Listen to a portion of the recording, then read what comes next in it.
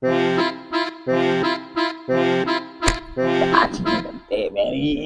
dia nak syuting yang cepat lah.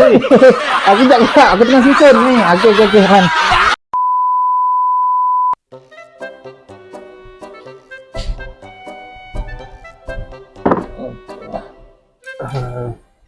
Bang, dekat Auto Workshop ni dia boleh buat apa je? Okey. Dekat Auto Workshop ni kita ada buat macam servis, pertukaran barang-barang untuk kereta kan, macam-macam lagi lah yang kita ada dekat sini. So boleh datang lah. Apa yang istimewanya dekat sini?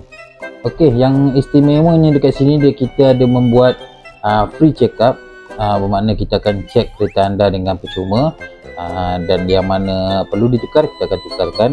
Dan juga yang istimewanya dekat sini ada free gift, dan juga kita ada pembayaran ansuran seperti direct lending. Itu yang terbaik untuk anda lah. Buat dulu, bayar kemudian. Mantap. Macam mana cara nak dapatkan perkhidmatan kat sini? Okey, nak dapatkan perkhidmatan kat sini senang, mudah sangat. Kan, anda boleh Google Map di alamat yang tertera di sini, dan juga anda boleh online booking di nombor yang tertera juga di sini. Terbaik. Kalau kereta saya rosak kat rumah atau kat jalan, ada khidmat towing ke? Okey, kalau kata kereta anda rosak di rumah, kita akan menggunakan khidmat towing, dan pembayaran itu bergantung kepada jarak dan lokasi anda lah.